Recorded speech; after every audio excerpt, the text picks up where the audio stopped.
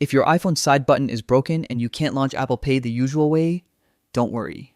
In 2025, Apple made it surprisingly easy to use Apple Pay without ever touching that button. And in this quick guide, I'm going to show you exactly how to do it so you can tap to pay anywhere, anytime. First, if Face ID normally triggers your Apple Pay, try that. Just double tap the virtual gesture near the top of the screen when the phone detects your face. For many users, Apple Pay will pop up automatically once the device recognizes you, even without the physical button. But the real game changer, and the method that works for everyone, is Assistive Touch. This replaces your physical buttons with a floating on-screen button that acts just like the real thing. Here's how to set it up. Open Settings and use the search bar at the top to type Assistive Touch. You'll see it appear under Accessibility. Tap it, then simply turn the feature on. A small floating button will show up instantly on your screen.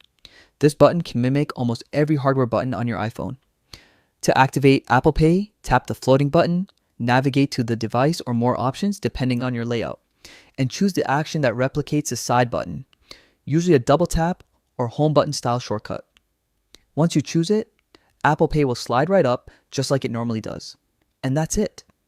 Even with a broken side button, you can use Apple Pay flawlessly just by setting up Assistive Touch or relying on Face ID triggers. If you found this helpful, make sure to stick around for more simple fixes and iPhone tips. Thanks for watching, and I'll see you in the next one.